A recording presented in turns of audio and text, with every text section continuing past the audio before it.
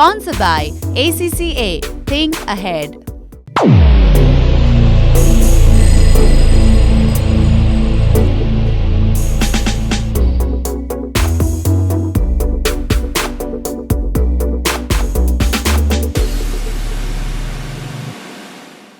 नमस्कार दर्शकवृन्द, जनता टेलिभिजनको शिक्षा सम्बन्धी कार्यक्रम शिक्षाका कुरामा म नारायण आचार्य यहाँलाई हार्दिक स्वागत गर्न चाहन्छु। दर्शकवृन्द, सम्पूर्ण विद्यालयहरू कोरोना कहरका कारण बन्द छन्। शिक्षा क्षेत्र पुनः अस्तव्यस्त अवस्थामा अगाडि बढिरहेको छ। यो अवस्थामा अबको भावी नेपालको शिक्षा कस्तो हुन्छ सबैको सरोकारको विषय छँदैछ। नयाँ शैक्षिक सत्र सुरु हुँदासँगै अभिभावक र विद्यार्थीहरूको चासो कुन विद्यालयमा विद्यार्थी भर्ना गर्ने र कसरी बच्चाहरूको सुदूर भविष्य सुन्दर पार्ने भन्ने एउटा चिन्ताले अभिभावकहरूलाई गाँजिराखेको हुन्छ।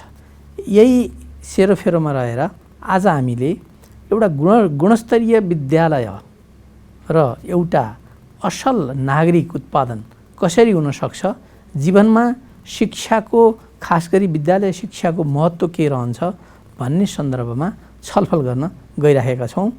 आज हाम्रो स्टुडियोमा बुढा नीलकण्ठ स्कुल, जुन स्कुल एउटा गुणस्तरको धरोहर, एउटा पर्यायवाची मानिएको छ, त्यहाँका प्रिन्सिपल होमनाथ आचार्य हुनुहुन्छ। म उहाँलाई जनता टेलिभिजनको स्टुडियोमा हार्दिक स्वागत गर्छु। स्वागत छ। नमस्ते सर। आराम हुनुहुन्छ? हजुर, ठिक छ। अब हामी अलिकति फेरि दोस्रो पटक कोरोना कहरबाट गाँजिराखेको अवस्थामा छौँ। अनि सरको अहिलेको व्यस्तता के कस्तो छ? अब मूलत देशलाई नै अथवा भनौँ विश्वलाई नै कोरोनाले गाँज्यो। अब अघि हजुरले नै भन्नुभयो, शिक्षा क्षेत्र पनि एकदमै ठुलो यसको मारमा पर्यो। तर सिकाइ रोकिनु हुँदैन। सिकाइले चाहिँ एउटा गति लिनुपर्छ, शिक्षण गतिविधिहरूले गति लिनुपर्छ भन्ने हिसाबले नै हामीले सोचेका छौँ। र बुढानीलकण्ठ स्कुल देशकै शिक्षा क्षेत्रको एउटा धरोहर, गुणस्तरीय शिक्षा प्रदान गर्ने एउटा गुठी अन्तर्गत रहेको विद्यालय भएको हुनाले र हामी उदाहरणीय पनि बन्नुपर्ने भएको हुनाले हामीले चाहिँ कोरोनाको कहरकै बिचमा पनि सिकाइलाई निरन्तरता दिने गरी हाम्रा क्रियाकलापहरूलाई अगाडि बढाएका छौँ। हाम्रा पठन पाठनका गतिविधिहरूलाई निरन्तरता दिएका छौँ। कोरोनाले सिकाइ र शिक्षणलाई रोक्नु हुँदैन। सिकाइ कुनै एउटा बाधा व्यवधान महामारीबाट प्रभावित हुनु हुँदैन र प्रभावित भएको खण्डमा पनि विभिन्न विकल्पहरू छन्, ती विकल्पहरू खोजी गर्दै सिकाइलाई अगाडि बढाउनुपर्छ, विद्यार्थीहरूको पठन पाठनलाई अगाडि बढाउनुपर्छ भन्ने मनसायले नै हामी अगाडि बढेका छौँ। र अहिले हामीले भर्खरै हाम्रो यो सेकेन्ड सेमेस्टर इक्जामिनेसन र कतिपय कक्षाहरूको फाइनल इक्जामिनेसन हामीले सिद्ध्याएका छौँ र कक्षा अपग्रेड गर्ने गरी हामी अगाडि बढेका छौँ। रिजल्टको पर्खाइमा छौँ र रिजल्ट यो वार्षिक परीक्षाको रिजल्ट हामी गर्छौँ र रिजल्ट भइसकेपछि फेरि हामी चाहिँ नयाँ शैक्षिक सत्र 2078 को पठन पाठनका क्रियाकलापहरू अगाडि बढाउँछौँ। कोरोनाले अलिकति राहत दियो भने हामी भौतिक रूपमा नै विद्यार्थीहरूलाई कक्षा कोठामै बोलाएर, स्कुलमै बोलाएर पठन पाठन अगाडि बढाउँछौँ। यदि कोरोनाको कहर बढ्दै गयो, स्थिति असामान्य हुँदै गयो भने अनलाइनबाट भए पनि विद्यार्थीहरूलाई जोडेर विद्यार्थीहरूको सिकाइ र त्योसँग सम्बन्धित गतिविधिहरूलाई हामी निरन्तरता दिन्छौँ। त्यसमा हामी लागि परेका छौँ। अब बुढा नीलकण्ठ स्कुल भन्ने बित्तिकै धेरै अभिभावकहरूले एकदम चासोमा राख्ने विद्यालय नेपालको सन्दर्भमा यसले जुन विरासत हासिल गरेको छ त्यो आफैमा अत्यन्त प्रशंसनीय छ। अब एउटा प्रिन्सिपलको हिसाबले बुढा नीलकण्ठ स्कुललाई यसको बारेमा अभिभावकहरूलाई भन्नु पर्यो भने सरले संक्षेपमा कसरी भन्नुहुन्छ? मूलत बुढानीलकण्ठ स्कुल शैक्षिक सार्वजनिक गुठी अन्तर्गत सञ्चालित नेपालकै एउटा नमुना विद्यालय हो। यो गुठीको मूल गुठिया नेपाल सरकार शिक्षा मन्त्रालय हो र गुठी सञ्चालक समिति र स्कुल व्यवस्थापन समिति अन्तर्गत रहेर बुढाहान्टे स्कुलको प्रशासन चल्छ र गुठी सञ्चालक समितिको अध्यक्षको रूपमा नेपाल सरकारको सचिव रहने प्रावधान छ र व्यवस्थापन समितिको अध्यक्षको रूपमा नेपाल सरकारको वरिष्ठ सहसचिव रहने प्रावधान छ र यो गुठीको विद्यालय भएको हुनाले केही सरकारी नर्म्सहरू गाइडलाइनहरू अन्तर्गत रहेर स्कुलको आफ्नै विधान र विनियाली को अधीनमा रहेर हामीले चाहिँ हाम्रा शैक्षणिक गतिविधिहरूलाई अगाडि बढाउँछौँ र बुढाहान्टे स्कुल एउटा राष्ट्रिय विद्यालय हो किनभने देशका सबै जिल्लाका र सबैजसो समुदायका विद्यार्थीहरू बुढाहान्टे स्कुलमा पढ्ने अवसर प्राप्त गरेका छन्। बुढाहान्टे स्कुलले 1 तिहाई विद्यार्थीहरूलाई छात्रवृत्तिमा अध्ययन गराउँछ, त्यो पनि नेपाल सरकारको छात्रवृत्तिमा र ती विद्यार्थीहरूको छनौट नेपाल सरकारले तय गरेको एउटा छात्रवृत्ति छनौट कार्यविधि निर्देशिका छ। त्यो निर्देशिकाको अधीनमा रहेर हामीले हरेक वर्ष विद्यार्थीहरू छनौट गर्छौँ। देशका विभिन्न परीक्षा केन्द्रहरूमा हामी जान्छौँ, परीक्षा सञ्चालन गर्छौँ र परीक्षा सञ्चालन गरिसकेपछि सबै आन्सर पेपरहरू सिलबन्दी रूपमा स्कुलमै आइसकेपछि हामी त्यसको नतिजा प्रकाशन गर्छौँ र त्यसमा चाहिँ विभिन्न समुदायलाई दलित, जनजाति, मधेसी, विभिन्न देशका विभिन्न ठाउँका दुर्गमका समुदायलाई पनि प्रतिनिधित्व हुने गरी छात्रवृत्तिमा विद्यार्थी छनौट गर्छौँ र बुढाहान्टे स्कुलमै ल्याएर होस्टेलमै राखेर पठन पाठनको क्रियाकलापमा अगाडि बढाउँछौँ। यसको अलावा हामीले चाहिँ पैसा तिरेर पढ्नको लागि पनि छुट्टै प्रवेश परीक्षा गर्छौँ, बुढाहान्टे स्कुलमै गर्छौँ र अभिभावकहरूले आफ्नो विद्यार्थीहरूलाई प्रवेश परीक्षामा सामेल गराउनुहुन्छ र अब्बल विद्यार्थीहरूलाई हामीले मेरिट लिस्टका आधारमा प्रवेश दिन्छौँ र ती विद्यार्थीहरू चाहिँ फी तिरेर पूर्ण शुल्क तिरेर नै बुढाहान्टे स्कुलमा अध्ययन गर्छन् र योबाट के प्रश्न हुन्छ भने बुढाहान्टे स्कुलमा चाहिँ धनी, गरिब, दुर्गम, पिछडिएका सबै खालका समुदायका बालबच्चाहरूको प्रतिनिधित्व हुन्छ। साँचो अर्थमा भन्दाखेरि बुढाहान्टे स्कुलमा नेपालको प्रतिनिधित्व हुन्छ। त्यो कक्षा कोठामा हजुरहरू जानुभयो भने नेपालका विभिन्न भूगोलका, विभिन्न जातिका, विभिन्न सम्प्रदायका जनताका छोराछोरीहरूको अनुहार हजुरले देख्न पाउनुहुन्छ। समग्रमा चाहिँ बुढाहान्टे स्कुलले चाहिँ एउटा गुणस्तरीय शिक्षा प्रवर्धन गर्ने हिसाबले सबै विद्यार्थीहरूलाई चाहिँ स्कुल प्रिमाइसेसभित्रै राखेर फर्मल औपचारिक रूपमा मात्रै पठन पाठन नगरिकन अनौपचारिक क्रियाकलापहरूमा पनि समावेश गराएर उनीहरूको चाहिँ सर्वाङ्गीण विकासमा ध्यान दिन्छ। एउटा लामो समयसम्म बुढा नीलकण्ठ स्कुलले जुन गुणस्तरीयता कायम गरेको छ हैन, यो एउटा इस्टाब्लिस्ड भएको छ यो मान्यता, यसका लागि यो स्कुलभित्र के छ? एउटा भौतिक संरचनाका हिसाबबाट यो शिक्षण सिकाइका तरिकाहरू के छन्? एउटा यो आम जिज्ञासाको विषयलाई सरले अलिकति सम्बोधन गरिदेऊ न। वास्तवमा हजुरले सही कुरा गर्नुभयो। बुढाहान्टे स्कुलभित्र के छ भन्ने कुरामा र यसको गुणस्तरीयता किन छ भन्ने कुरामा आम जनताको जिज्ञासा पनि हुनसक्छ। सर्वप्रथम म के भन्न चाहन्छु भने बुढाहान्टे स्कुल आफैमा यो भौतिक पूर्वाधारबाट सम्पन्न छ। ठुलो क्षेत्रफल छ। हामीसँग एउटा स्कुलमा हुनुपर्ने सबै खालका भौतिक पूर्वाधारहरू छन्। हामीसँग खेलकुदका गतिविधिहरू गराउन सक्ने खालका फुटबल ग्राउन्ड छन्, बास्केटबल कोर्ट छन्, विभिन्न खेलकुद संरचनाहरू हामीसँग छन्। यो लगायत विभिन्न अरू अतिरिक्त क्रियाकलापहरू गर्नको लागि आवश्यक हामीसँग संरचनाहरू छन्, हलहरू छन्, कक्षा कोठाहरू छन्, अफिसहरू छन् र भौतिक पूर्वाधारको हिसाबले बुढाहान्टे स्कुल अन्य कुनै विद्यालयभन्दा राम्रो छ, उत्कृष्ट छ भनेर म भन्न चाहन्छु। पहिलो कुरो। दोस्रो कुरो, हामीसँग वेल क्वालिफाइड फ्याकल्टिजहरू हुनुहुन्छ। उहाँहरू दक्ष हुनुहुन्छ, क्वालिफाइड हुनुहुन्छ र उहाँहरूलाई छनौट गर्दाखेरि पनि विद्यार्थीहरूलाई हामी जसरी छनौट गर्छौँ मेरिटका आधारमा हामी छनौट गर्छौँ र लिन्छौँ। त्यसो भएको हुनाले हामीसँग उत्कृष्ट फ्याकल्टिजहरूको चाहिँ एउटा टिम छ। त्यो टिमले पनि अहोरात्र मेहनत गर्छ र स्कुलको गुणस्तर उन्नयन गर्न, विद्यार्थीहरूको सिकाइलाई प्रभावकारी बनाउन र स्कुलका शैक्षिक गतिविधिहरूलाई थप व्यवस्थित गर्न त्यो टिमले बलियो र व्यवस्थित ढङ्गले काम गर्न सक्छ। दोस्रो कुरो। तेस्रो कुरो, बुढाहान्टे स्कुलको आफ्नो एउटा लेगेसी छ। बुढाथोकी स्कुलको स्थापना ब्रिटिस सरकारको सहयोगमा तत्कालीन राजा महेन्द्र त्यसपछि राजा वीरेन्द्रको इनिसिएसनमा भएको हुनाले बुढाथोकी स्कुललाई राष्ट्रिय र अन्तर्राष्ट्रिय क्षेत्रमा पनि राम्रो ढङ्गले सहयोग गर्ने समूहहरू पनि छन्। त्यसो भएको हुनाले हाम्रो चाहिँ जुन बाहिर इन्टरनेसनल एक्सपोजर छ, राष्ट्रिय स्तरमा हाम्रो किसिमको चाहिँ छवि छ, त्यो छविका कारणले गर्दाखेरि पनि बुढाथोकी स्कुललाई विभिन्न ठाउँबाट सहयोग प्राप्त हुन्छ। यी कुराहरू छन्। त्यो बाहेक बुढाथोकी स्कुलको एउटा बलियो अलुम्नाई नेटवर्क छ। हाम्रा भूतपूर्व विद्यार्थीहरू देश विदेशमा छरिएर रहेका छन्। लगभग 5000 भन्दा बढी हाम्रा ग्रेजुएट्सहरू संसारका विभिन्न कुनामा छरिएर राम्रो गरेर रहेका छन् र उहाँहरूले पनि हामीलाई बेला बेलामा सहयोग गर्नुहुन्छ, आफ्नो भिजन दिनुहुन्छ। त्यो कारणले गर्दाखेरि बुढाथोकी स्कुल एउटा राम्रो छविका साथ एउटा उन्नत स्तरको शैक्षिक संस्थाको रूपमा चाहिँ अगाडि बढेको कुरा मैले हजुरलाई जानकारी गराउन चाहन्छु। अब यति चाहिँ ठुलो विद्यालय छ अनि यसले यति लामो समयसम्म यहाँले भन्नुभयो जस्तो यसको आफ्नो एउटा लिग्यासी छ।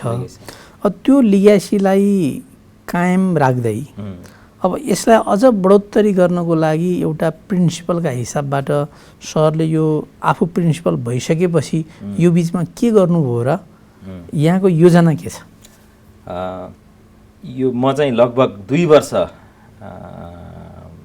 भयो म प्रिन्सिपल भएको र यो 2 वर्षको अवधिमा बुढाथोकी स्कुलको जुन लेगेसी छ, बुढाथोकी स्कुलको जुन एउटा रेपुटेसन छ राष्ट्रिय अन्तर्राष्ट्रिय स्तरमा, त्यसलाई अझ प्रगाढ बनाउनु पर्यो र बुढाथोकी स्कुलको आँच अझ उँचो पार्नु पर्यो भन्ने मनसायका साथ मेरो नेतृत्वमा चाहिँ बुढाथोकी स्कुलमा थुप्रै राम्रा कामहरू हामीले सुरु गरेका छौँ। वास्तवमा भन्यो भने म मात्रै नभएर एउटा टिमले नै बुढाथोकी स्कुल अगाडि बढाउन अहोरात्र मेहनत गरेको छ। मूलत बुढाथोकी स्कुलको गुणस्तर, बुढाथोकी स्कुलको नाम भनेकै बुढाथोकी स्कुलले जुन उत्पादन गर्छ, बुढाथोकी स्कुलका विद्यार्थीहरू हाम्रो ग्रेजुएट्सहरू उनीहरूले देखाउने पर्फर्मेन्समा भर पर्छ। अहिलेसम्म बुढाथोकी स्कुलका ग्रेजुएट्सहरूले राष्ट्रिय अन्तर्राष्ट्रिय क्षेत्रमा असाध्यै राम्रो पर्फर्मेन्स देखाइरहेको हुनाले हामी सफल छौँ, हामी उत्कृष्ट छौँ भन्ने प्रमाण दिन्छ। हामीले आफैले भन्नुभन्दा पनि हाम्रा विद्यार्थीहरूले समाजमा कस्तो काम गरेका छन् त, देशलाई अथवा अन्तर्राष्ट्रिय क्षेत्रमा कस्तो किसिमको योगदान दिएका छन् त, त्यसले नै बुढाथोकी स्कुलको रेपुटेसन डिटरमाइन गर्छ भन्ने मेरो बुझाइ हो। र अहिले म प्रिन्सिपल भइसकेपछि बुढाथोकी स्कुलको एकाडेमिक स्ट्यान्डर्डलाई पहिलाको भन्दा अझ उत्कृष्ट बनाउने गरी हामीले धेरै कामहरू गरेका छौँ। जस्तो यो कोभिड-19 को कारणले गर्दा गत वर्ष चैतमा जब लकडाउन सुरु भयो, हामीले हाम्रा वार्षिक परीक्षाहरू सिद्ध्याएर रिजल्ट निकालिसकेपछि अन्य कुनै विद्यालयले अनलाइन कक्षा सुरु गर्नुभन्दा अगाडि नै व्यवस्थित ढङ्गले योजनाबद्ध तवरले हामीले चाहिँ अनलाइन कक्षा मार्फत विद्यार्थीहरूको पठन पाठनलाई अगाडि बढायौँ, विद्यार्थीहरूलाई सिकाइमा जोड्यौँ। विद्यार्थीहरू छरपष्ट रहिरहेको बेलामा पनि विद्यार्थीहरूलाई अनलाइनको माध्यमबाट हामीले जोड्यौँ। त्यो मात्रै होइन, दुर्गम क्षेत्रमा रहेका, कुना काप्चामा रहेका विद्यार्थीहरू जो चाहिँ इन्टरनेटको पहुँचबाट पनि टाढा थिए, त्यस्ता विद्यार्थीहरूलाई पनि हामीले अनलाइन कक्षामा जोड्नको लागि विभिन्न कार्यक्रमहरू ल्यायौँ। जस्तो नेपाल टेलिकमले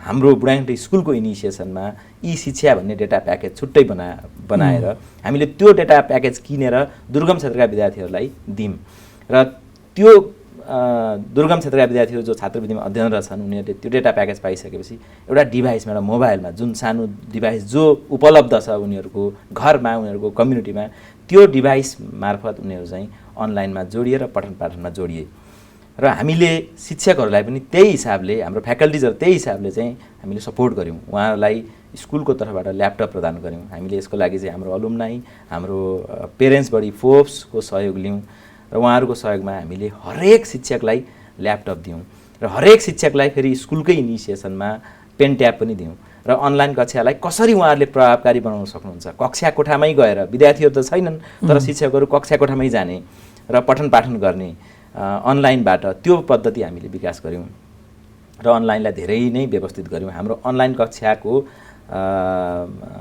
देशकै उत्कृष्ट अनलाइन कक्षा बुढाथोकीको हो भन्ने हिसाबले कुराकानी भयो, अभिभावकहरूको प्रशंसा आयो। तर यहाँ अनलाइन कक्षाको सन्दर्भमा अलिकति नकारात्मक प्रतिक्रिया आइरहेको छ विद्यार्थी र अभिभावकको तर्फबाट। यो अनलाइन क्लासेसहरू मोनोटोनस भयो, यो सिकाइ त्यति प्रभावकारी हुन सकेन, अनि विद्यार्थीहरूको चाहिँ नि कन्सन्ट्रेसन यसले उनीहरूलाई स्पेल बाउन्ड बनाउन सकेन भन्ने खालका कुराहरू आइरहेका छन्। र अहिले पछिल्लो समयमा विद्यार्थीहरू चाहिँ अनलाइन क्लास सकभर लिन नपरे हुन्थ्यो भन्ने अवस्थामा छन्। यसलाई सरले कसरी हेर्नु भएको छ? वास्तवमा यो कतिपय कुरामा यो अभिभावकहरूले ल्याएको कन्सर्न ठिक हो, तर हामीले अनलाइन कक्षालाई थप व्यवस्थित बनाउँदै लानुपर्छ। अहिलेको डिजिटल एजमा हामीले अनलाइनलाई व्यवस्थित बनाउन सकेनौँ भने र विद्यार्थीहरूलाई प्रविधि मैत्री बनाउन सकेनौँ भने, हाम्रो फ्याकल्टिजहरूलाई प्रविधितिर चाहिँ अगाडि बढाउन सकेनौँ भने हामी पछाडि पर्छौँ। अफकोर्स त्यसमा चाहिँ केही विकृतिहरू छन्।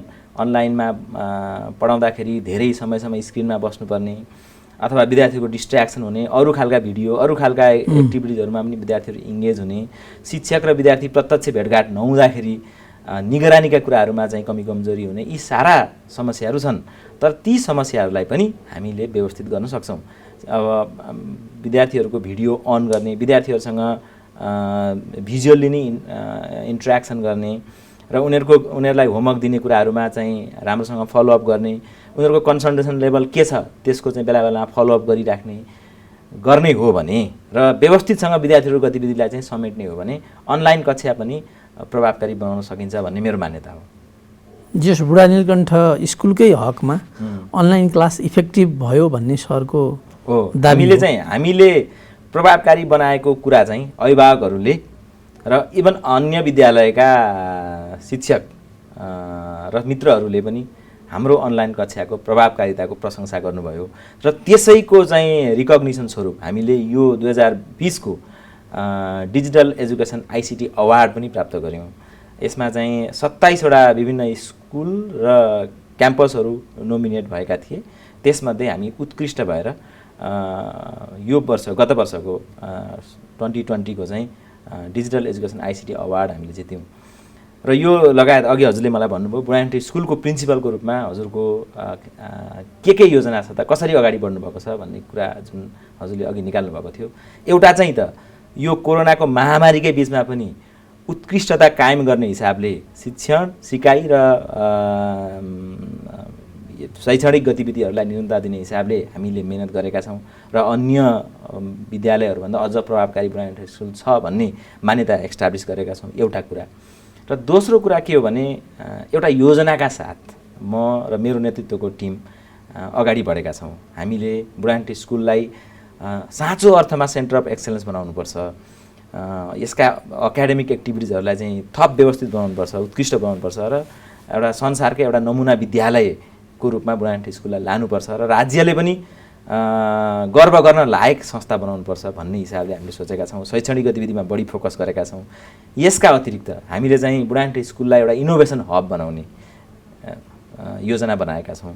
त्यही योजना अनुरूप हामीले चाहिँ बुढानीटी स्कुलमा यो वर्ष मेकर्स स्पेस बनाउँदैछौँ, जहाँ चाहिँ विद्यार्थीहरूले चाहिँ त्यहाँ सरहरूबाट अथवा कोही अरूबाट सिक्ने, कक्षा कोठामा सामान्य पढे जस्तो पढ्ने, नोट बनाउने होइन कि उनीहरू त्यहाँ आएर विभिन्न डिभाइसहरू युज गर्छन्, विभिन्न प्रयोगहरू गर्छन्, प्रोजेक्टहरू लिएर आउँछन् र उनीहरूले नयाँ केही इनोभेसन गर्छन्। सिपसँग जोड्न थालियो। सिपसँग विद्यार्थीहरूको सिकाइलाई हामी सिपसँग जोड्दैछौँ। अर्डिनो प्रोग्रामिङ, कोडिङ, रोबोटिक्स जस्ता विभिन्न क्रियाकलापहरू गरेर विद्यार्थीहरूले चाहिँ नयाँ कुरा इनोभेट गरून्। एउटा विद्यार्थीको नयाँ कुनै प्रोडक्ट मार्केटमा जाँदाखेरि त्यो प्रोडक्टले चाहिँ भ्यालु पायो, मार्केटमा भ्यालु पायो, राष्ट्रिय र अन्तर्राष्ट्रिय क्षेत्रमा त्यो प्रख्यात बन्न सक्यो भने हामीले चाहिँ यो जुकरबर्ग जन्माउन पनि सक्छौँ भन्ने मान्यता हामीले राखेका छौँ। त्यसो भएको हुनाले बुढानीटी स्कुललाई एउटा इनोभेसन हबको रूपमा लाने हाम्रो प्रण छ। त्यसको लागि हामीले काम पनि अगाडि बढाएका छौँ। राष्ट्रपति शैक्षिक सुधार योजनाबाट हामीले चाहिँ सहयोग पनि प्राप्त गरेका छौँ र यो वर्ष अब आउने शैक्षिक सत्रमा चाहिँ मेकर्स स्पेस सुरु गर्छौँ र मेकर्स स्पेसलाई बिस्तारै बिस्तारै बढाउँदै हामीले चाहिँ इनोभेसन सेन्टरको रूपमा डेभलप गर्छौँ र बुढानीटी स्कुललाई नेपालकै एउटा उत्कृष्ट इनोभेसन सेन्टरको रूपमा चाहिँ विकास गर्ने हाम्रो योजना छ एउटा। अर्को चाहिँ बुढानीटी स्कुलमा हामीले एउटा ठुलो सभा हल निर्माण गर्दैछौँ। त्यसको लागि हामीले कन्ट्र्याक्ट एग्रिमेन्ट पनि गरिसकेका छौँ। त्यो चाहिँ लगभग 35 करोडको लागतमा एउटा ठुलो सभाघर, लगभग 2000 विद्यार्थीहरू एकै ठाउँमा एउटै समयमा बसेर कार्यक्रम गर्न मिल्ने गरी त्यस्तो किसिमको सभा हलको परिकल्पना गरेर हामी सभा हल निर्माणको काममा पनि अगाडि बढेका छौँ। र यस्तै विद्यार्थीहरूको पठन पाठनलाई सिपसँग पनि जोड्नु पर्यो भनेर विद्यार्थीहरूलाई चाहिँ अहिले चाहिँ यो फार्मिङ एक्टिभिटीहरू लगायत अरू विभिन्न उत्पादनसँग पनि जोडिने भयो। उत्पादन र सिपसँग जोड्नको लागि चाहिँ हामीले विद्यालयको खाली जुन जमिन छ त्यो जमिन सदुपयोग गर्दै टनेल खेती सुरु गरेका छौँ, जहाँ विद्यार्थीहरूले एउटा प्रोजेक्ट गर्छन् र उनीहरूले एउटा समूहले एउटा प्रोजेक्ट गर्छ र उत्पादन गर्छ र जुन समूहले बढी उत्पादन गर्छ त्यो समूहले त्यही अनुसारको बढी मार्क्स पाउँछ, उसको इभ्यालुएसनमा त्यही किसिमको चाहिँ रेकर्ड हुन्छ। त्यो हिसाबले चाहिँ विद्यार्थीहरूलाई सिपसँग जोड्ने, उत्पादनसँग जोड्ने र जुन उत्पादन हामीले त्यो टनेलबाट गर्छौँ, जस्तो सागसब्जी भनौँ, टमाटर भनौँ, अरू जुन प्रोडक्टहरू हामी उत्पादन गर्छौँ त्यो उत्पादनलाई चाहिँ हाम्रै स्कुलको क्यान्टिनमा विद्यार्थीहरूलाई नै खुवाउने हामीले योजना बनाएका छौँ। त्यो वास्तवमा आफैमा एउटा उत्कृष्ट योजना हो, एउटा शैक्षिक संस्थाले गर्न सक्ने एउटा उत्कृष्ट प्रयास हो भन्ने हाम्रो बुझाइ छ।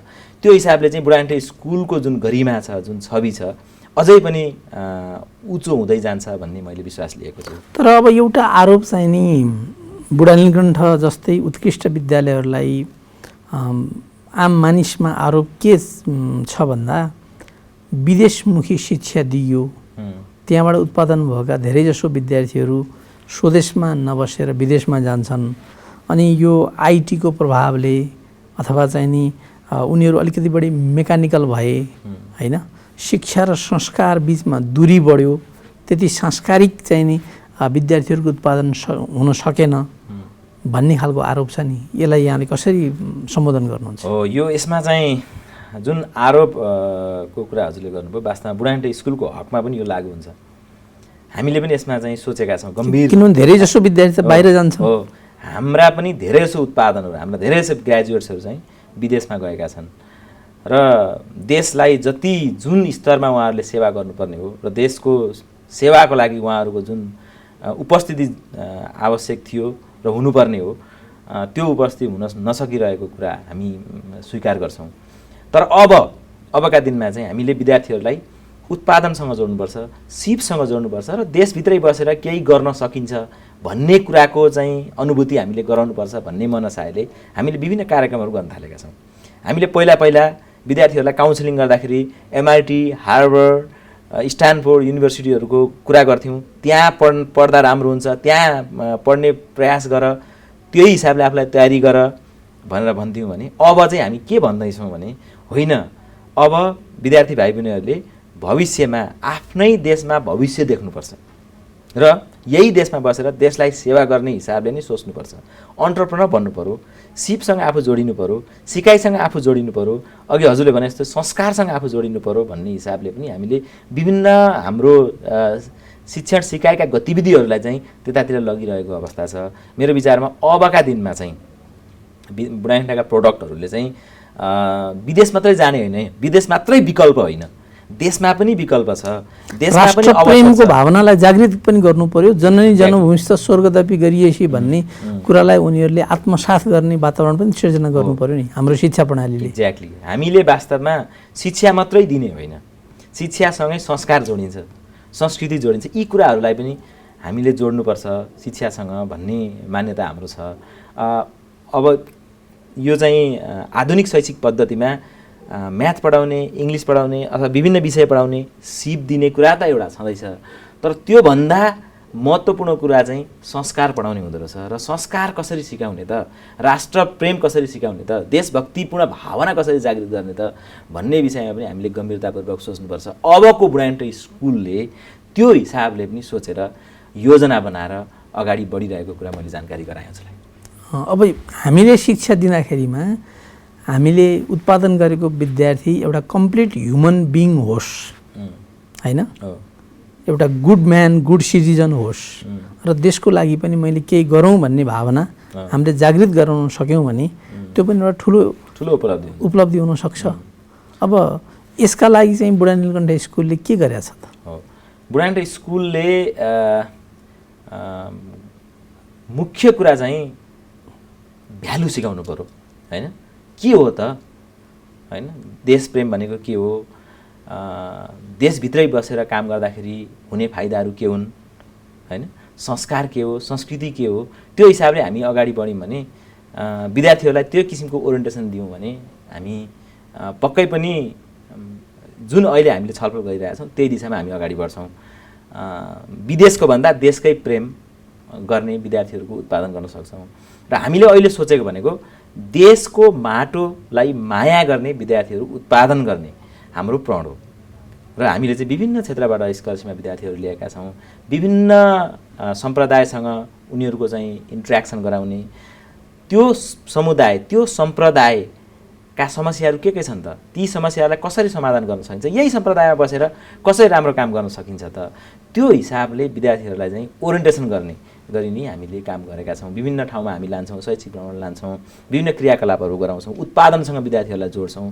त्यो भनेको वास्तविक अर्थमा विद्यार्थीहरूलाई देशप्रेम सिकाएकै हो, समाज र समुदायप्रति उत्तरदायी बनाएकै हो। जब हामीले विद्यार्थीहरूलाई समाज समुदायप्रति र आफ्नो मातृभूमिप्रति उत्तरदायी बनाउँछौँ, ती विद्यार्थीहरू विदेश पक्कै पनि जाँदैनन्। विदेश गए पनि सिके पनि फर्केर आफ्नै देशमा काम गर्छन् र आफ्नै देशलाई, आफ्नै मातृभूमिलाई सेवा गर्छन् भन्ने हाम्रो मान्यता छ।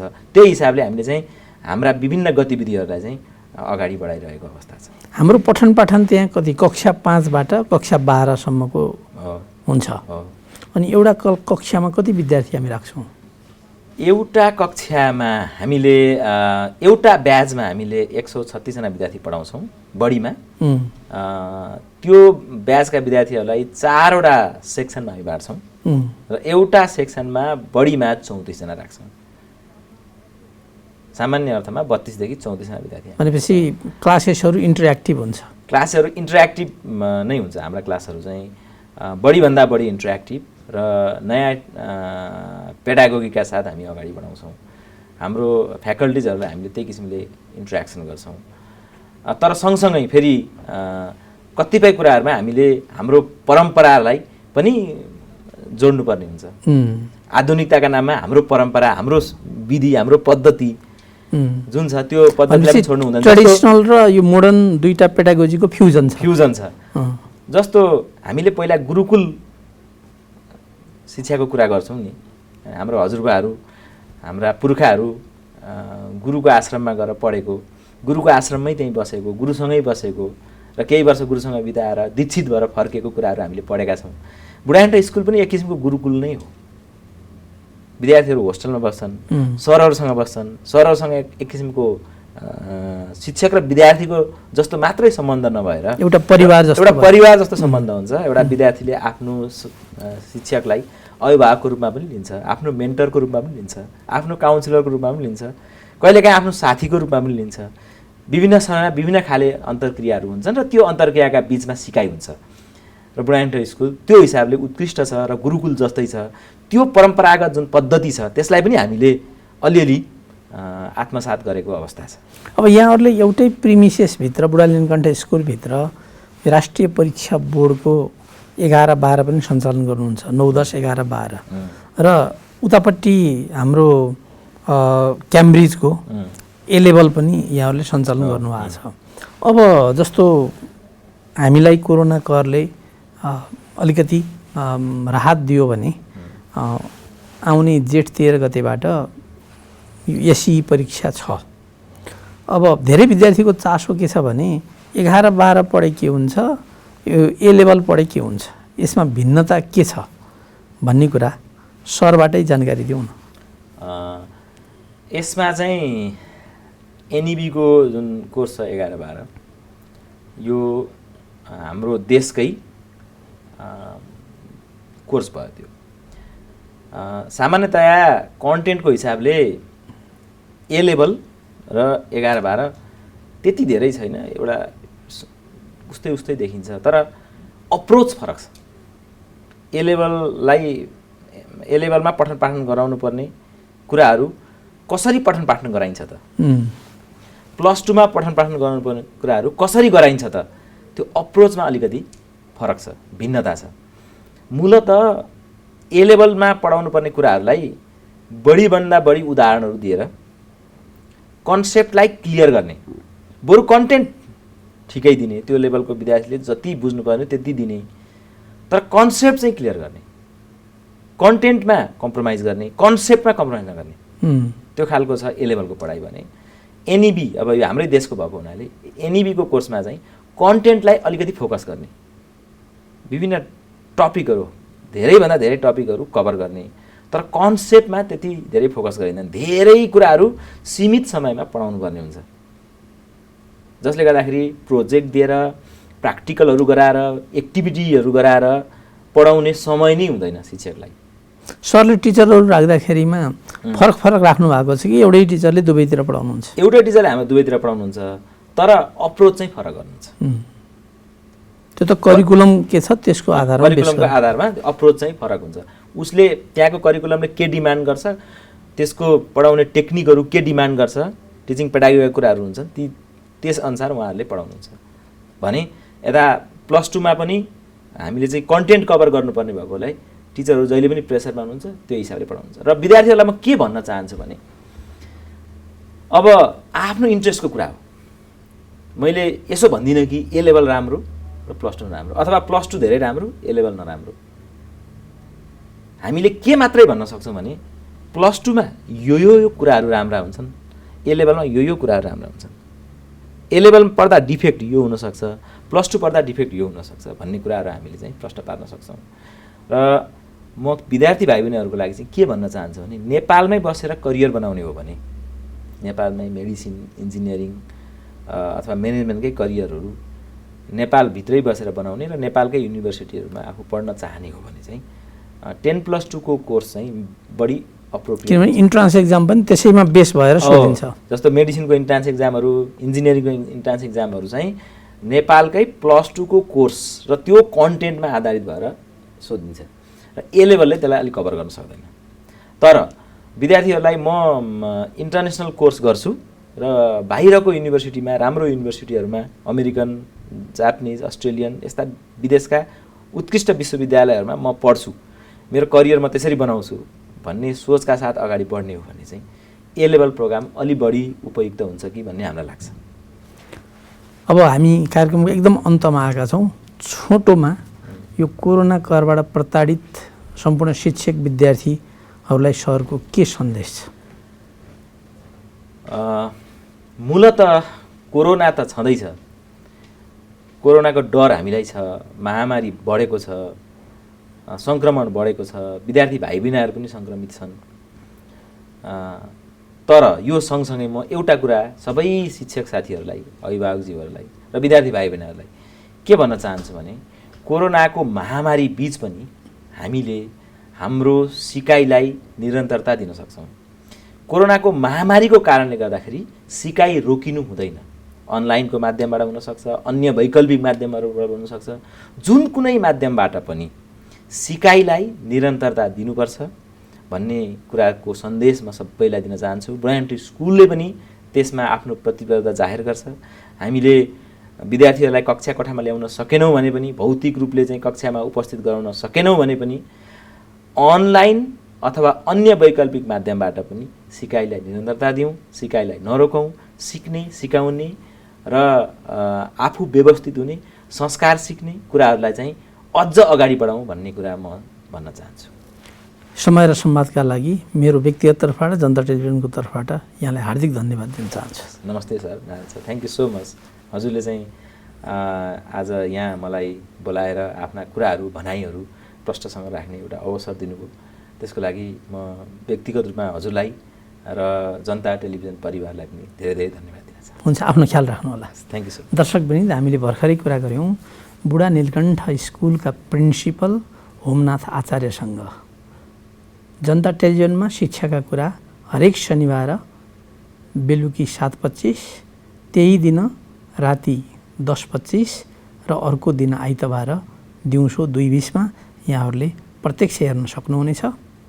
कोरोनाबाट जोगियौँ, स्वास्थ्यका मापदण्डहरू पालना गरौँ, सबैले आफ्नो ख्याल राखौँ।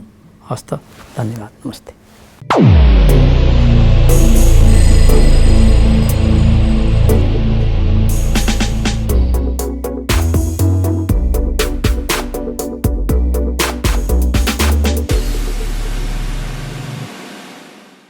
Sponsored by ACCA. Think Ahead.